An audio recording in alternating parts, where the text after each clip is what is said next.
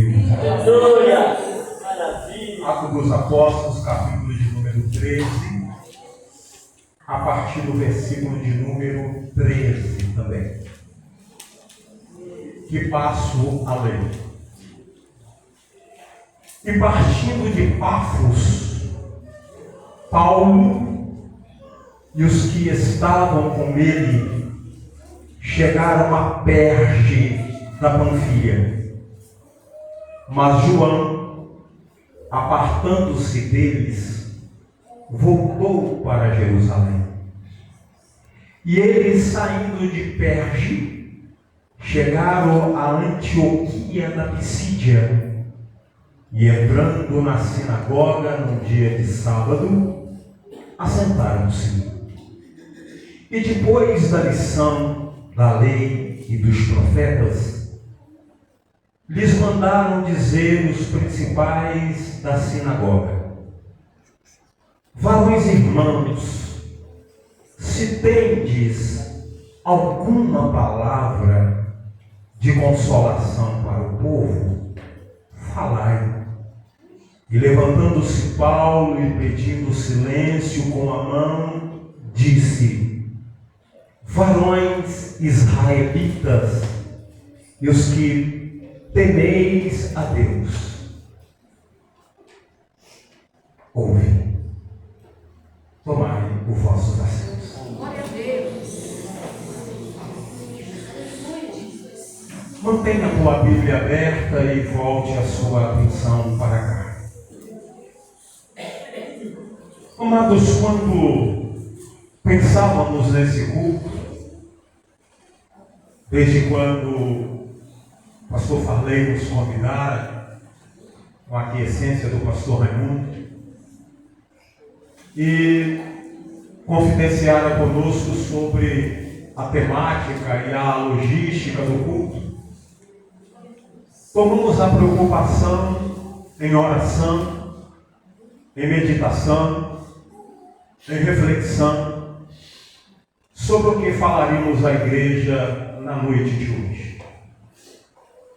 Devo confessar aos irmãos que eu tenho estado debruçado diante desse texto já há um bom tempo, procurando exaurir dele o máximo que posso para entender não só a largura, mas também a profundidade e aquilo que ele direciona para nós no aspecto da obra missionária. Eu julgo que nós estamos, queridos pastores, querida igreja, em um dos cultos mais solenes da igreja, em um dos cultos mais caros da Igreja Evangélica Assembleia de Deus. Porque se trata de um culto de conscientização missionária, aonde o departamento local da Igreja de Missões, juntamente com a sua liderança, reserva essa data do segundo domingo e faz uma convocação solene, líderes com seus liderados e os departamentos, para que venhamos cultuar ao Senhor, oferecer louvores, gratidão, celebração, mas sobretudo fazermos uma profunda reflexão relacionada à obra mais cara que se pode dizer, que é a obra missionária. Eu tenho viajado bastante, eu tenho estado em todo o campo de Betim, principalmente no culto de missões, e cuidadosamente, respeitosamente e eticamente dito aos pastores, dito aos meus pares na Secretaria de Missão, que atentem, irmãos, para o cuidado e o zelo desse culto. Para que esse culto ele não caia no descaso apenas para dar satisfação de agenda mensal de departamento para dizer que tem.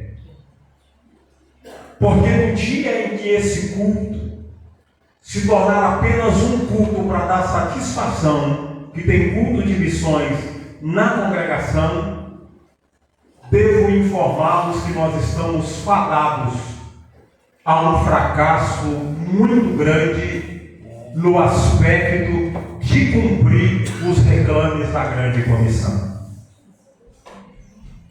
E eu tenho dito que esse culto ele precisa ir muito mais além do que a ornamentação bonita, e como está bonito aqui.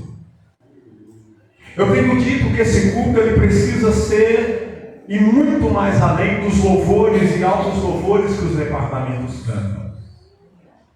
Esse culto ele tem que me fazer refletir, reposicionar, uma análise aprofundada, para mim entender que para-se todas as atividades, para a gente chegar num consenso, a um denominador comum, uma viagem introspectiva para dentro de nós mesmos e chegar a um consenso.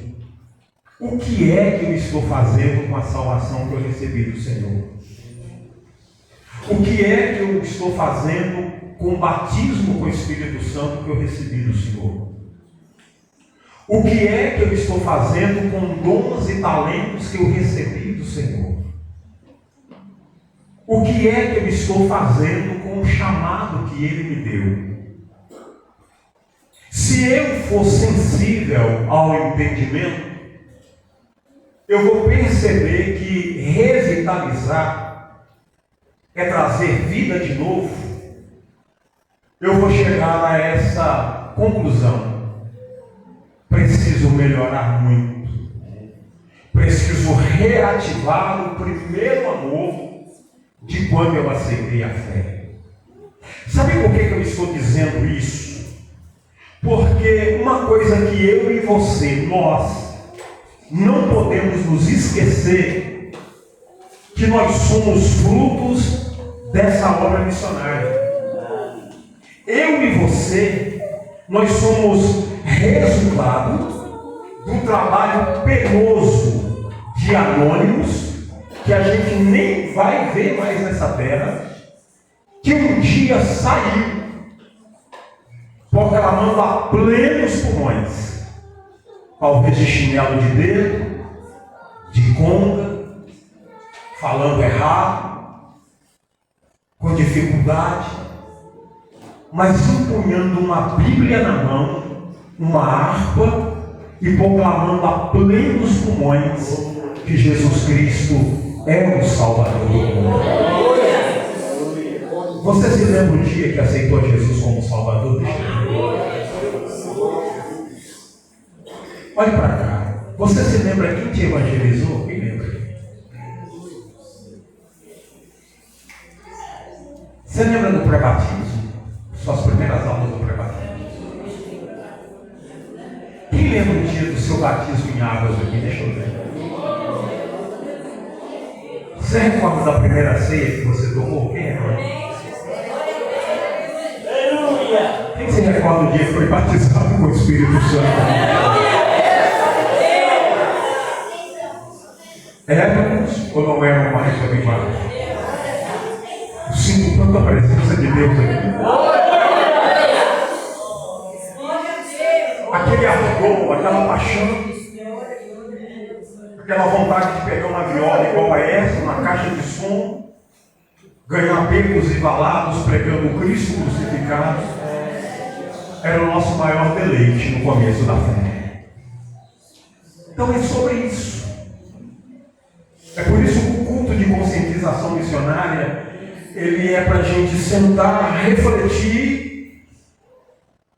limpar as redes, porque os discípulos e os pescadores na Galileia tinha hora que tinha que parar para limpar as redes, as tarrafas velhas, porque senão a pescaria não ia dar bom, para depois voltar ao mar alto e continuar pescando. culto de conscientização missionária, não livro em lugar nenhum. Deus está me dando isso aqui agora. É para a gente parar de várias vezes, repensar, tomar um fôlego e continuar a jornada, porque ela não pode. Você consegue me entender até agora? Continue olhando para mim que eu aplico o texto agora. A Igreja Evangélica Assembleia de Deus, na semana que vem, ela completa 115 anos. E há 15 anos atrás eu estive lá em Belém, no Pará, junto de Zamar Ramalho, meu amigo. Meu patriarca já estava com 96, já não podia mais viajar. Fomos a Belém, no Pará, nos 100 anos da Assembleia de Deus no Brasil. Vou ser rápido nisso aqui. Quando chegamos na casa de Celina de Albuquerque, que é o Museu do Centenário, é uma casa de 2 pavimentos que se tornou um museu histórico. Ali você viaja na história, não é idolatria nem romaria, é a história viva da Assembleia de Deus encarnada ali. Bíblia, harpa, tudo os antigos você vai encontrar ali dentro. Mas eu fiquei parado, pastor Raimundo, e olhando a Bíblia dos pioneiros antigos, Cama, tanta coisa antiga. E eu fiquei olhando como Deus é poderoso, mas mais poderoso ainda quando Ele encontra vasos e recipientes sedentos por Ele, mas serem também dispostos a serem usados por Ele. Foi assim com os nossos pais.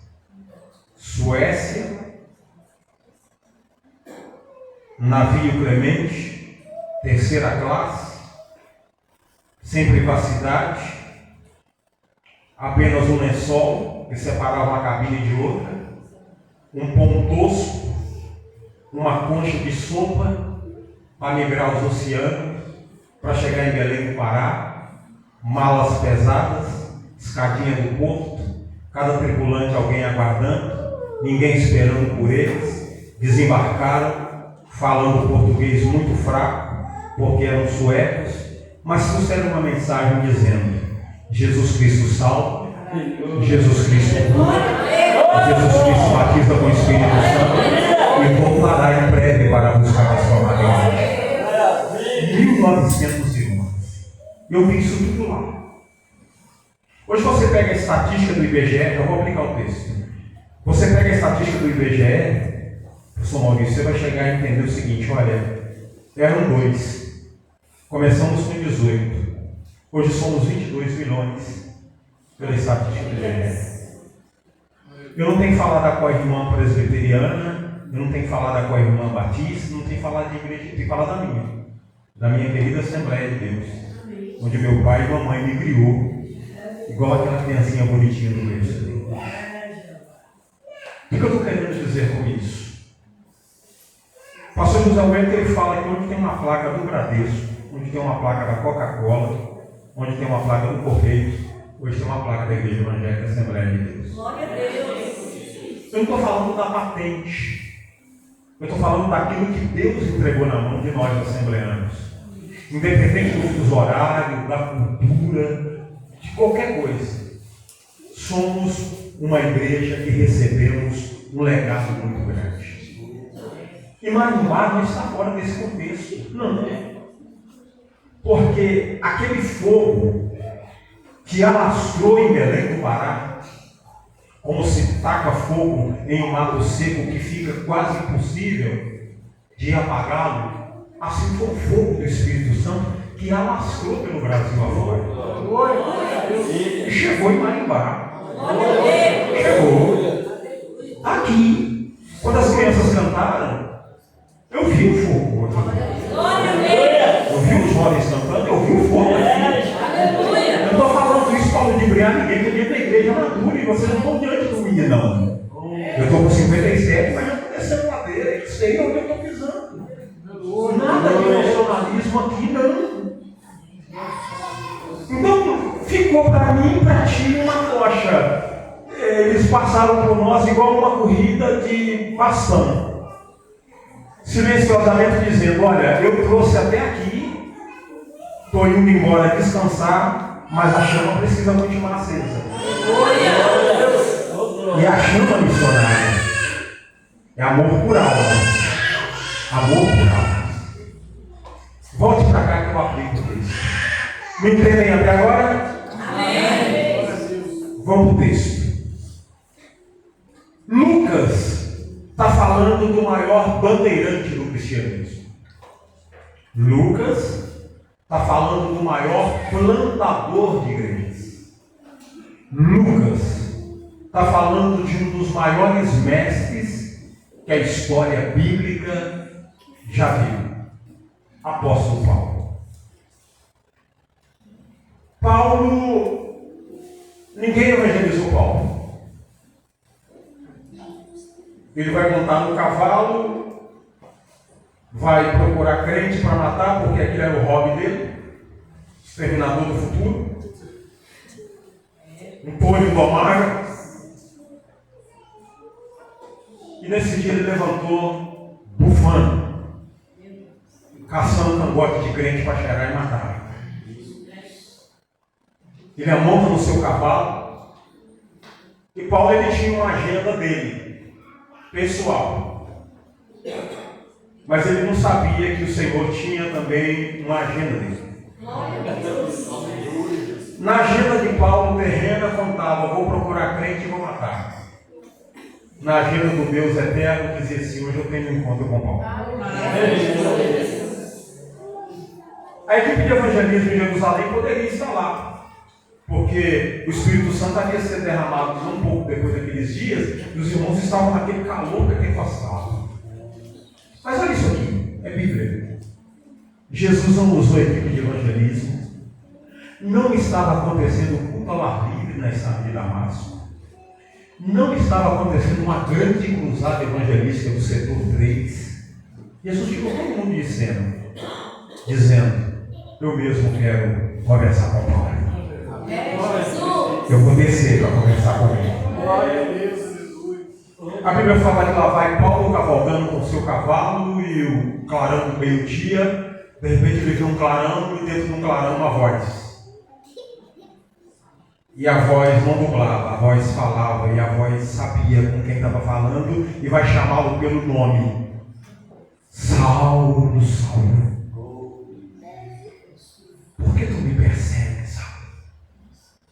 Ele assusta e ele pergunta: mas quem é quem fala comigo?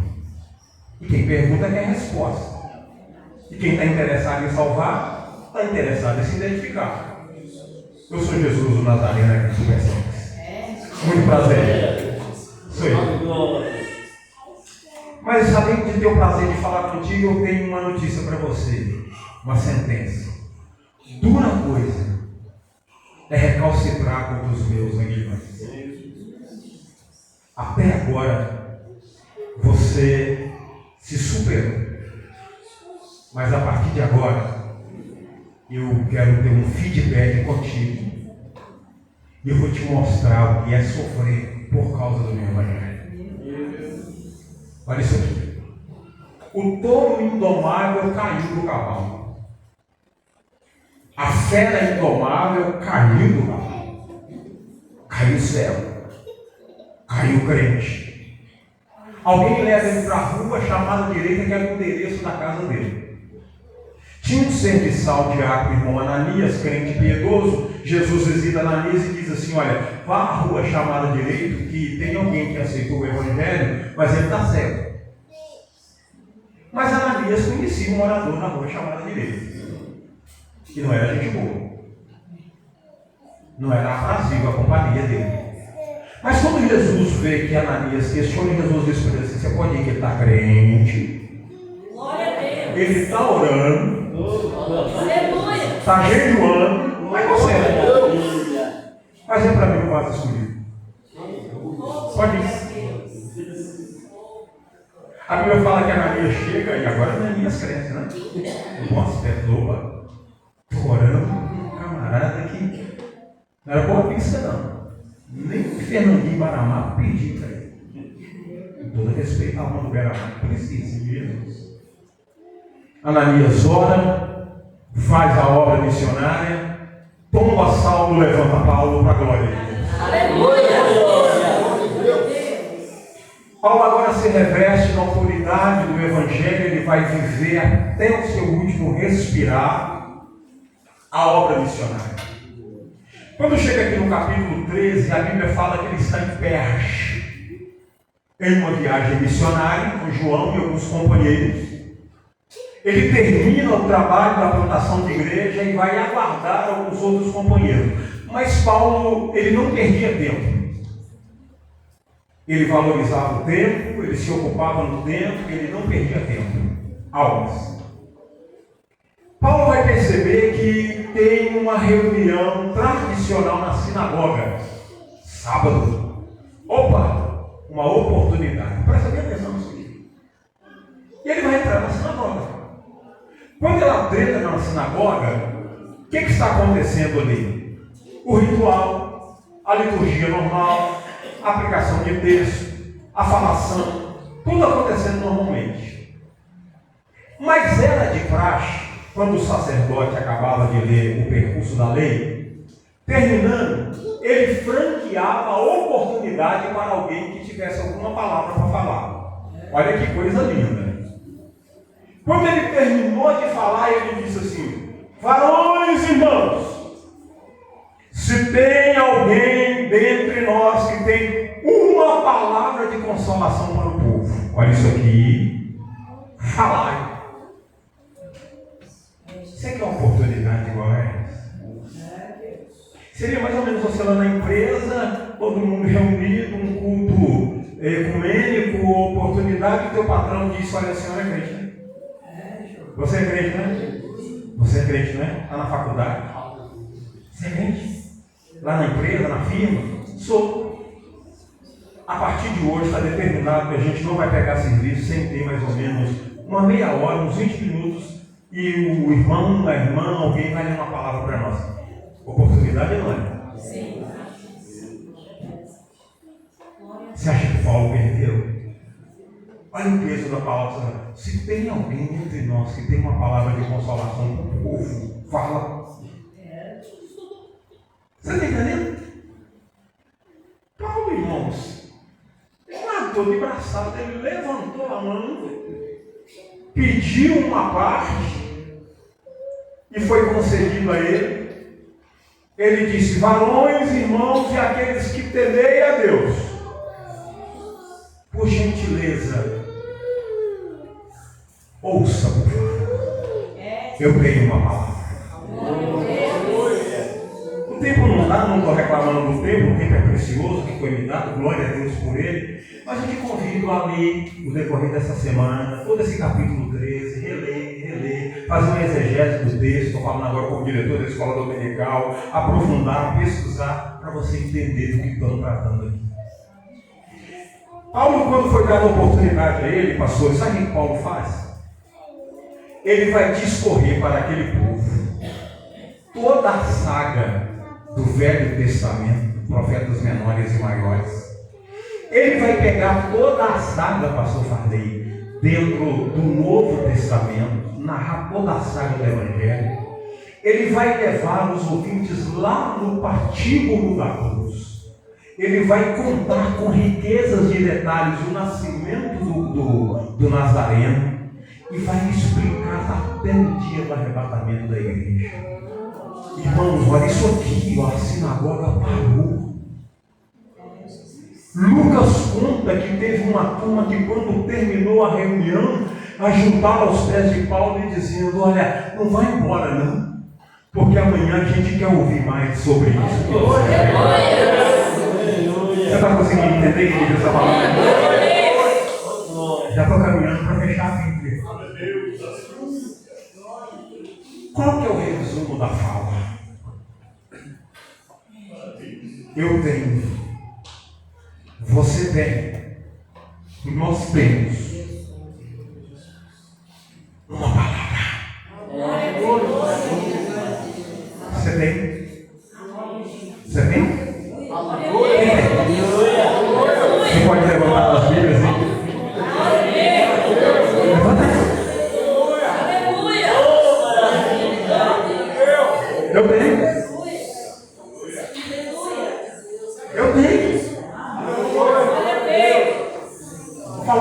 pesado fraco. Você tem. Nós temos. Então, o que eu estou querendo finalizar aqui para você entender?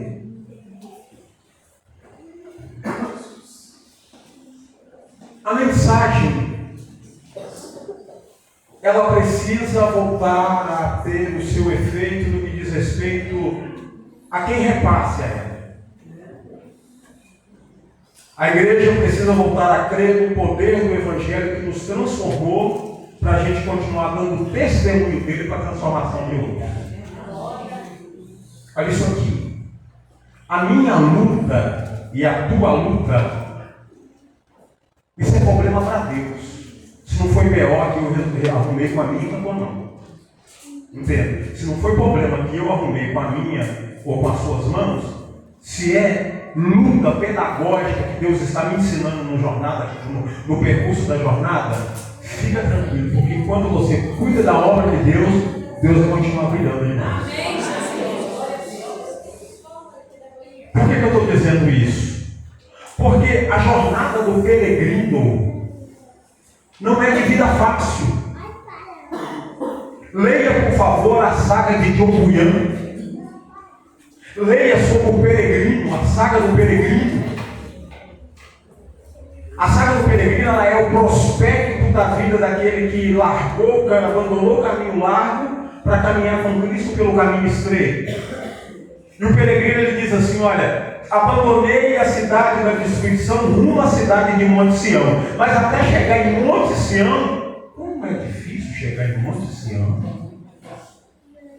É enfermidade, é dores, é perseguição, é perdas, é tanta coisa.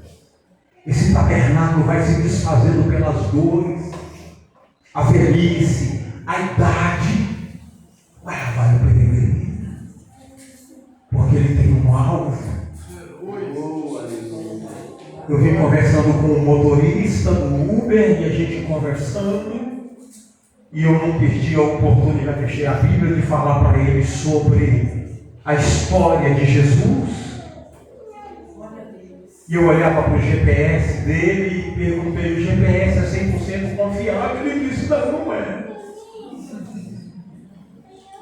O que eu estou querendo dizer com isso? A igreja é o GPS que não pode atrasar a chegada daqueles que irão herdar a vida eterna. Quem conhece o caminho do céu aqui, deixa eu ver. Quem está indo para o céu aqui, deixa eu ver. Então, se você tem uma palavra, fala. Fala dentro da van. Fala na fila da loteria. Fala com sabedoria, mas fala. Fala no açougue. Fala lá no postinho. Fala na UPA.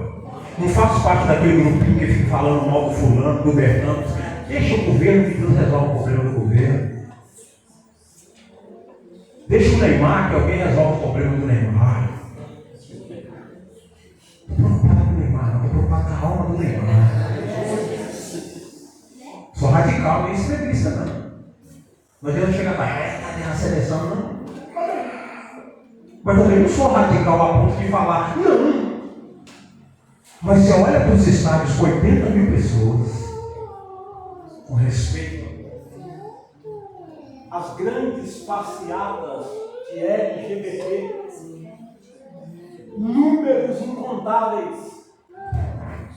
Aí eu volto para mim e digo: tem muita gente para ganhar para Jesus. Você está entendendo? A Copa vai acabar. As eleições federais, estaduais, senadores, presidenciais vai passar. Mas o povo vai continuar sedento de uma palavra.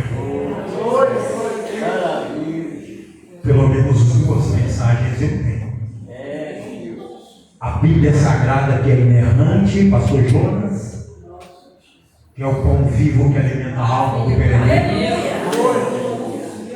E o meu testemunho de fé, a ponto de chegar para o ébrio, para a meretriz, para o drogado, olhar nos olhos dele e dizer assim: olha, eu conheço alguém que tem poder para transformar a tua vida. Eu conheço alguém que tem poder para transformar a tua história. Ele botou a minha vida. Ele é poderoso para botar a tua vida também. Se você tem uma palavra, fala. Fala. Pega a oportunidade, não. A tarde já caiu. O planeta chamado Terra está cambaleando como um bêbado trópico sobre os seus joelhos. As potências mundiais estão abaladas. Deus sacudiu, pastores, o planeta Terra, igual pegar um tapete, igual aquele de pontas, dá uma sacudidela no tapete para tirar a poeira. Na pandemia, Deus fez assim. Pegou o planeta de ponta a ponta e deu uma sacudidela no planeta para dizer: quem manda nisso aqui sou eu. Noites que viraram dias, dias que viraram noite. Passei em frente ao Cachoeira ali agora e me recordo junto com o presidente, porque a gente fez live 8 meses ininterruptos. Somente ele ali no Tempo Central. Um dia ele cantava, eu pregava. Um dia eu pregava, ele cantava. E óbitos que não paravam. Ele ia todo paramentado com as famílias, entrava com apenas 2, eu ficava do lado de fora na grade com uma família, com uma caixinha de som pequena, cantando os hinos oficiais fúnebres. E olhava para aquilo, o pastor Raimundo, o pastor Jonas, e dizendo: isso parece que nunca mais vai acabar. Mas aquilo foi apenas a ponta do iceberg. Deus dizendo: tem coisas mais piores para acontecer ainda. Mas na igreja teve uma palavra. E a mensagem é aquela que a gente recebeu: Jesus Cristo salva porque Ele me salvou. Jesus Cristo cura porque Ele já me curou. Jesus Cristo batiza com o Espírito Santo porque Ele já me batizou. E Jesus Cristo voltará para arrebatar a igreja, porque os sinais estão dizendo que Jesus não tarda a voltar. Missões. Missões. Que essas letras em garrafais, que essa bandeira verde e amarela, ao olhar para ela, eu vi ontem muitos com a mão no peito, chorando de emoção, de cantar o hino nacional na outra América. Mas que a gente chore pelas preciosas almas que estão inseridas no contexto brasileiro, a começar por Marimbá. O céu é uma realidade, é a última morada dos santos. Mas o inferno é uma realidade, é a última morada dos perdidos.